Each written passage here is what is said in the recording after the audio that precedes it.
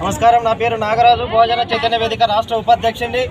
ఈరోజు కేంద్ర ప్రభుత్వం నిమ్మకి నీరెత్తినట్లు ఆర్టీటీకి ఎఫ్సీఆర్ రెన్యువల్ చేయకోకుండా పేద బడుగు బలహీన వర్గాల ప్రజలతో ఏదైతే ఆర్టీటీ సంస్థ పేద ప్రజలకి సంక్షేమ పదాలు అందించడంలో కానీ, అదేవిధంగా వైద్య విద్యను కానీ, వైద్యం కానీ అనేక కార్యక్రమాల్ని అభివృద్ధి చేస్తుంటే పేద ప్రజలకి నేడు ఎఫ్సీఆర్ని రెన్యువల్ చేయకోకుండా ఈరోజు కాలయాపన చేస్తున్నటువంటి కేంద్ర ప్రభుత్వాన్ని, అది ఎందుకు కాలయాపన చేస్తుందో, ఎఫ్సీఆర్ని రెన్యువల్ చేయడంలో ఎందుకు అడ్డంకులు ఉన్నాయో అది ప్రజలకి బహిరంగపరచాల్సినటువంటి ఆవశ్యకత కేంద్ర ప్రభుత్వం పైన ఉంది.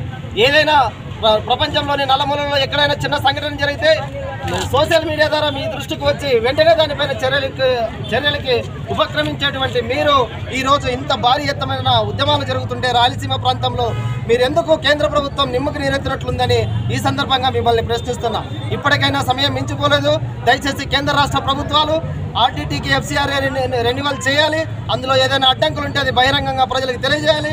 లేదంటే భవిష్యత్తులో ఖచ్చితంగా మీరు ప్రజల నుంచి వచ్చేటువంటి నిరసన కానీ, లేదంటే ప్రజల నుంచి వచ్చేటువంటి ఒక ఉద్యమాన్ని కానీ మీరు కేంద్ర రాష్ట్ర ప్రభుత్వాలు ఆపలేవని ఈ సందర్భంగా తెలియజేస్తూ ధన్యవాదాలు.